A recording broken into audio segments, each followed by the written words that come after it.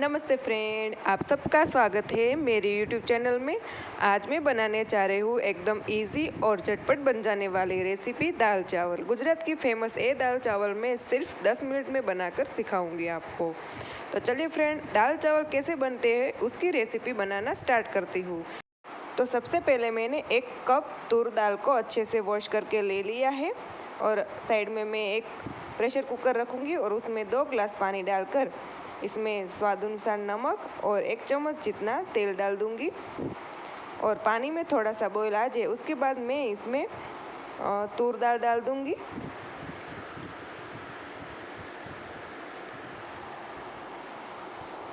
और इसमें मैं 3 सीटी आने तक दाल को बॉईल होने दूंगी। और मैं आज सिखाऊंगी कि प्रेशर कुकर में बासमती चावल एकदम खिले खिले कैसे बनते हैं। तो मैंने बासमती चावल को अच्छे से वॉश करके 15 मिनट तक ऐसे ही भिगोने के लिए छोड़ दिया था। और प्रेशर कुकर में मैंने 2 गिलास पानी डाल दिया है और स्वाद अनुसार नमक और 1 चम्मच जितना तेल डाल दूँगी और इसमें बॉईल आने दूँगी।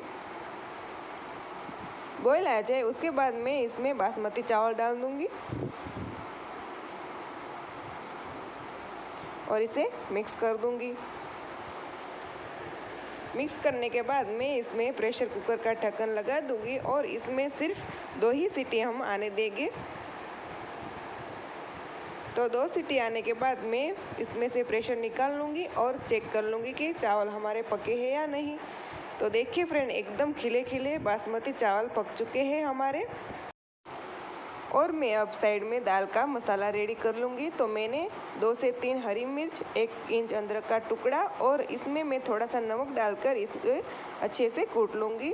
और कूटने के बाद इसी के अंदर मैं मसाले डालूँगी। तो 1 चम्मच हल्दी पाउडर, 2 चम्मच धनिया जीरा पाउडर और 1 चम्मच इतना लाल मिर्च पाउडर, और इसे मैं अच्छे से कूट लूँगी और इसकी पेस्ट बना लूँगी। तो दाल भी हमारी साइड में पक चुकी है और इसे मैं अब इसका छोंक तैयार कर लूँगी। तो मैंने अब मूंगफली को थोड़ी देर तक भिगोने के लिए छोड़ दिया है और थोड़ी सी इमली को भी मैंने भिगोने के लिए छोड़ दूँगी।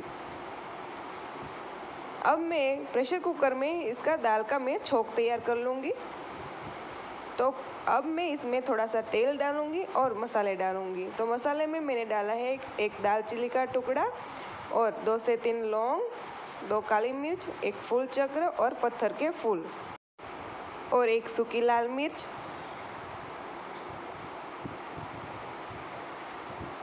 और 1 तेजपत्ता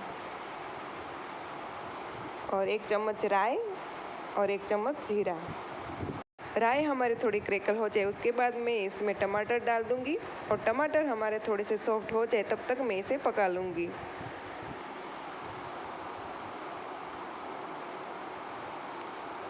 अब मैं इसमें जो पेस्ट हमें बनाई है वो डाल दूंगी इसमें, और इसे मैं अच्छे से मिक्स कर दूंगी और मसाले को मैं थोड़ी देर तक पका लूँगी। और इसके बाद मैं इसमें जो भिगो हुई मूंगफली थी वो इसमें डाल दूंगी और इसे मैं अच्छे से मिक्स कर दूंगी।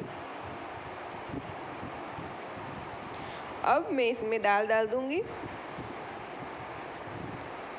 और दाल और मसाले को मैं अच्छे से मिक्स कर दूंगी। और इसमें मैं इमली का पानी भी डाल दूंगी और उसके बाद मैं इसमें 1 चम्मच जितना गुड़ डालूंगी।